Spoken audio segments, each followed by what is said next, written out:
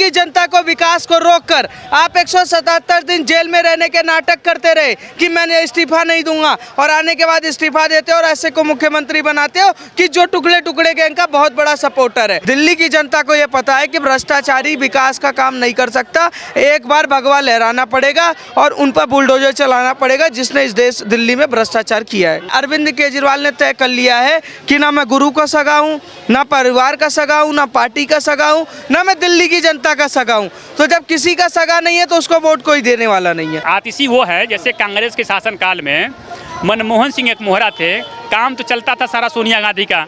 लेकिन ये मोहरा थे, अब कहीं जाते तो चुपचाप ऐसे मौन खड़े रहते थे और आगे आगे सोनिया गांधी चलती थी, जो कहती थी यहाँ बैठो तो यहाँ बैठते थे, कहती थी उठो तो उठते थे। तो आतिशी का काम वही है। ना कांग्रेस ना केजरीवाल, भाजपा आनी चाहिए। Bhajpa we are being looted, we are being robbed. Aam Aadmi party को सरकार नहीं बनानी चाहिए। He entered politics. What is his status? चर्चा सबकी चर्चा, मेरी भी तो चलनी चाहिए ना थोड़ी बहुत। आम Aadmi party is the most corrupt party. We had lot of hope from them. नमस्कार, मेरा नाम अरविंद केजरीवाल है।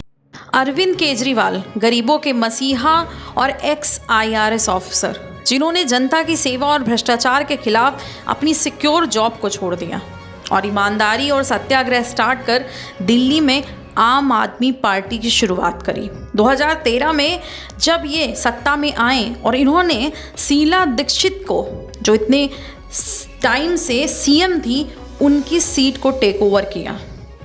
लेकिन एक बहुत बड़ा टर्निंग पॉइंट आता है 21 मार्च 2024, जब ED ने इन्हें एक बड़े स्कैम में अरेस्ट कर लिया और जो भ्रष्टाचार मिटाने के लिए आया था वो खुद भ्रष्ट होकर 100 करोड़ का घोटाला कर देता है। अभी इंडिया में 2 गुट बन चुके थे। एक वो गुट जो मोदी को डिक्टेटर कह रहा था, जो मोदी को इन्हें फंसाने का इल्ज़ाम लगाया जा रहा था, और एक वो जो इनके स्कैम में फंसने से काफ़ी ज़्यादा खुश था।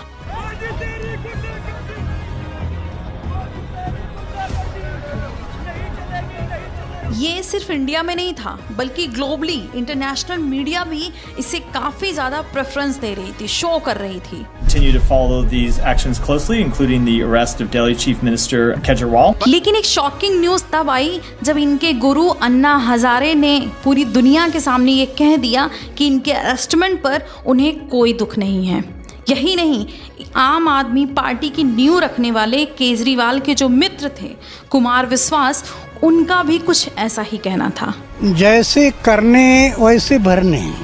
केजरीवाल को अटक होते हुए आप देख रहे हैं, कहीं ना कहीं दुख होता है। ऐसी बातों के लिए मुझे दुख नहीं होता। अभी जो करंट मुद्दा है वो ये है कि अरविंद केजरीवाल ने अपनी सीट आतिशी को सौंप दी है, CM की सीट। और ये कोई रैंडम नहीं हुआ है, बल्कि ये एक तरह का ट्रैप है जिसमें बीजेपी और जनता को फंसाना है, और फिलहाल के लिए वो फंसते नज़र भी आ रहे हैं।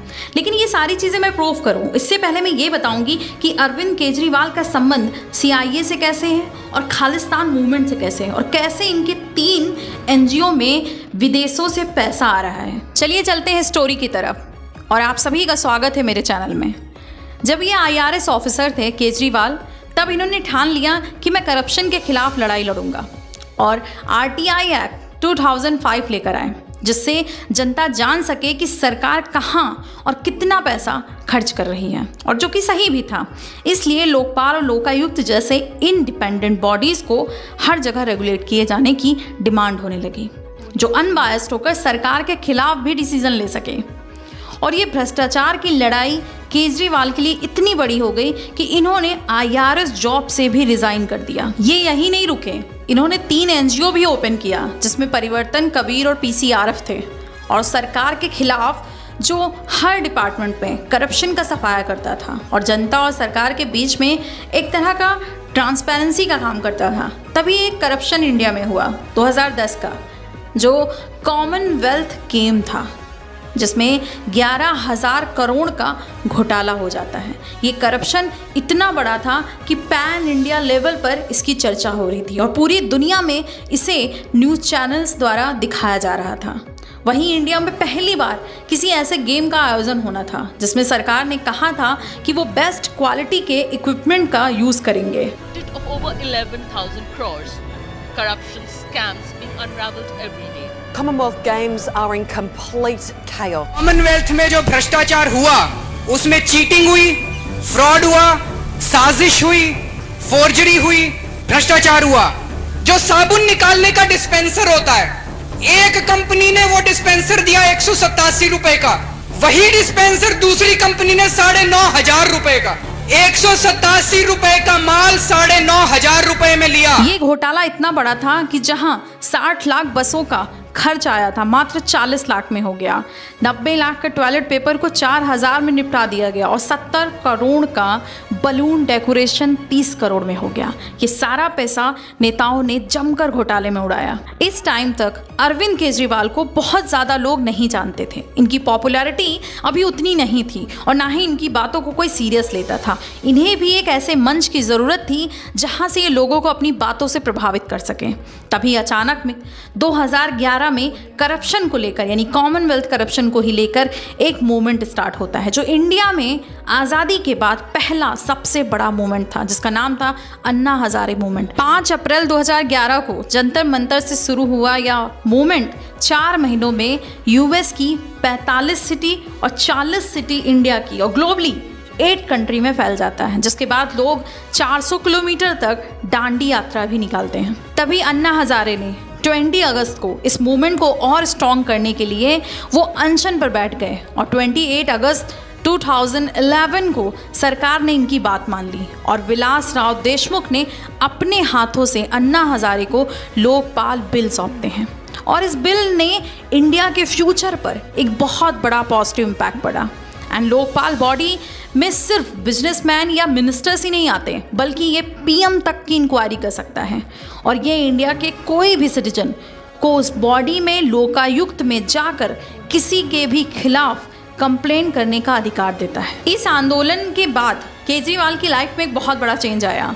एक समझ लो कि टर्निंग पॉइंट था उनकी राजनीति के लिए, क्योंकि इस मूवमेंट से सिर्फ दिल्ली का ही नहीं बल्कि इंडिया का हर एक घर जुड़ चुका था और लोग उनको हीरो समझ रहे थे against to corruption, against to bad law. और केजरीवाल जब राजनीति में आते हैं तो इनके लिए देखा गया कि ग्राउंड लेवल पर फंडिंग शुरू हो गई। लोग अपने जेब से पैसे दे रहे थे कि इन्हें राजनीति में कुछ भी करके बस लाना है ताकि इंडिया से करप्शन खत्म हो सके। और जब इलेक्शन लड़ा तो 15 साल से permanent CM face Sheila Dikshit को हरा दिया और 2013 में दिल्ली के सीएम बन गए। फिर 49 डेज में ही ऐसा क्या हो गया कि इन्हें अपने पद से रिज़ाइन करना पड़ा, जिसकी जो रीज़न है वो काफ़ी ज़्यादा शॉकिंग है, क्योंकि जिस एक्ट की वजह से, जिस बिल की वजह से केजरीवाल चर्चा में आए थे, जिसका मूवमेंट खुद दिल्ली में चला था, वो पूरे इंडिया में तो लागू हुआ लेकिन दिल्ली में लागू नहीं हो पाया।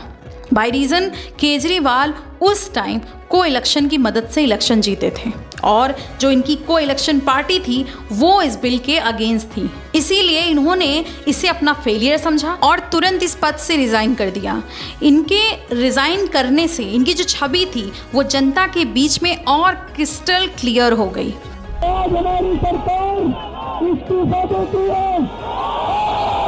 इनके इस्तीफे से ये बात क्लियर हो गई थी कि ये सत्ता के लोभी नहीं हैं। तभी नेक्स्ट इलेक्शन में 70 में से 67 सीट पर इन्होंने जीत हासिल कर वापस पॉलिटिक्स में कमबैक किया। फिर उन्होंने काम शुरू किया जिसमें इन्होंने एजुकेशन और हेल्थ सेक्टर में अब तक का सबसे बड़ा बजट एलोकेट किया और 400 मोहल्ला केंद्र खोले। कहा जाता है कि इन मोहल्ला केंद्र खोलने की वजह से डेंगू में काफ़ी हद तक कमी आई। ये केंद्र एक तरह का प्राइमरी हेल्थ सेंटर होता है। फिर ये यहाँ नहीं रुकते हैं, इनकी एक और सेवा चली जिसे फ्री सेवा कहते हैं। महिलाओं के लिए बस free, metro free, light free, यानी कि दिल्ली में अब सब फ्री था। जब नेक्स्ट इलेक्शन हुए तब इनकी आंखें पूरी तरीके से खुल गई, क्योंकि इनकी जो सीट 67 की थी वो काफ़ी सिकुड़ चुकी थी। देन इन्हें पता चला कि इनकी पार्टी के अंदर ही अंदर कुछ प्रॉब्लम चल रही है, जिसका प्रेशर अब केजरीवाल पर पड़ने वाला था। जो केजरीवाल अपनी पार्टी को और खुद को भ्रष्टाचार मुक्त बता रहे थे और इसके खिलाफ बता रहे थे, वहीं इनकी नेताओं पर मेजर एलिगेशन लगना स्टार्ट हो गया। जो सबसे बड़ा आरोप लगा वो खुद केजरीवाल पर लगा, जो काफ़ी शॉकिंग था। कहा गया कि ये CIA एजेंट हैं। अब केजरीवाल पर जो ये एलिगेशन लगा ये कोई हवा में नहीं हो रहा था, इसके प्रूफ थे। प्रूफ नंबर 1, अमेरिका की CIA से जो मेजर फंडिंग आई थी लगभग $80,000 की, वो इनके परिवर्तन NGO में आई थी और ये जिसने भेजा था वो था ट्रांसपेरेंसी इंटरनेशनल। अब ट्रांसपेरेंसी इंटरनेशनल जो काम करता है वो करता है फोर्ड फाउंडेशन के अंतर्गत, और फोर्ड फाउंडेशन सीधे सीधे जुड़ा हुआ है CIA से। और खुद CIA ने एक डाटा में ये चीज़ रखी भी है, बताई भी है इंडिया को कि Ford foundation it's my founded NGO। अभी कुछ साल पहले एक और न्यूज़ आई कि फोर्ड फाउंडेशन डायरेक्ट परिवर्तन को यानी कि केजरीवाल के NGO को फाउंडेड कर रहा है, यानी कि फंडिंग दे रहा है। अब 2 साल बाद केजरीवाल को अशोका फेलोशिप भी मिल जाती है, वो भी अचानक। अब ये फेलोशिप भी फोर्ड फाउंडेशन की है। इसके बाद एक और अवार्ड इन्हें मिलता है, रेमोन मैग्सेसे अवार्ड। ये अवार्ड मान लो कि सोशल एक्टिविस्ट की जो दुनिया है उसमें ऑस्कर जैसा है। इस अवार्ड के बाद ये क्लियर हो गया कि केजरीवाल CIA से फंड लेते हैं, क्योंकि CIA ने खुद अपने डॉक्यूमेंट पे रिवील किया था कि मैग्सेसे अवार्ड पे सारा कंट्रोल हमारा है। इनका दूसरा भी एक NGO है जिसका नाम कबीर है, उसमें भी कुछ प्रूफ मिले।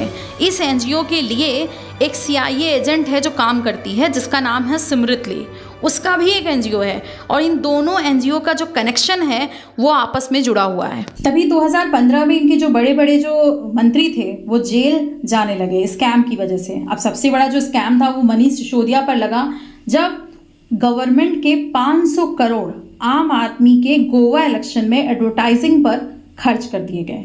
एक और एलिगेशन था जो आम आदमी के फाइनेंस मिनिस्टर पर लगा, जो बस एलिगेशन था। दिल्ली में ऐप बेस्ड प्रीमियम बसों को सर्विस योजना में कथित भ्रष्टाचार को लेकर आज दिल्ली के परिवहन मंत्री गोपाल राय आरोप है कि प्रीमियम बस सर्विस का नोटिफिकेशन बिना LG की मंजूरी के जारी किया गया।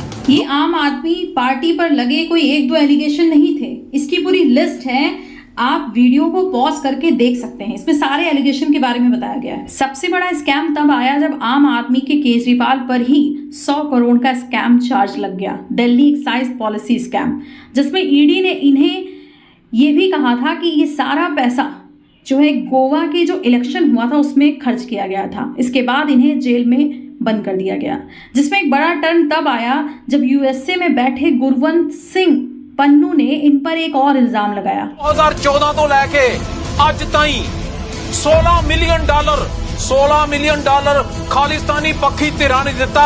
ये आम आदमी पार्टी दी सरकारां बनाउण नूं। इस वीडियो में पन्नू ने पूरे प्रूफ के साथ ये चीजें रखी थी कि केजरीवाल और हमारी मीटिंग USA में हुई थी, जिसमें 125 करोड़ की फंडिंग हमने उनको प्रोवाइड कराई थी, जिसके बदले में उन्हें खालिस्तानी भुल्लर को छुड़वाना था। और ये बात खुद केजरीवाल ने एक लेटर शो करके दिखाया था कि उन्होंने प्रेसिडेंट को लेटर लिखा था भुल्लर को छुड़वाने के लिए। और यही नहीं, जब पंजाब में इलेक्शन होने वाले थे यानी कि आम आदमी पार्टी के, तब खालिस्तान को खत्म करने वाले KPS गिल ने इनके खिलाफ कई चीजें सामने रखी थी। ही बदल गए। गलत ये हुआ कि हमने गलत आदमी के पीछे चले गए। अब केजरीवाल ने गलत ये किया कि जब वो जीत गया इलेक्शन 67 सीट से, तो उसके विचार बदले। अब चलते हैं करंट सिचुएशन की तरफ कि जमानत के बाद केजरीवाल ने आतिशी को CM क्यों बनाया, और आतिशी को CM बनाने के पीछे क्या प्लानिंग रही है,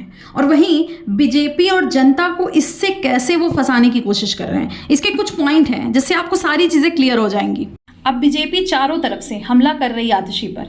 एक ट्वीट भी किया गया है बीजेपी के जरिए कि आतिशी के माता पिता अफजल गुरु के समर्थक हैं। मर्सी पिटीशन जो फाइल करी गई थी उस पर इनके सिग्नेचर हैं। अब ये चीज़ें सही हैं, इसमें कहीं से भी कोई चीज़ गलत नहीं है, और ये सवाल पूछा जाएगा अरविंद केजरीवाल को, ये भी पता है।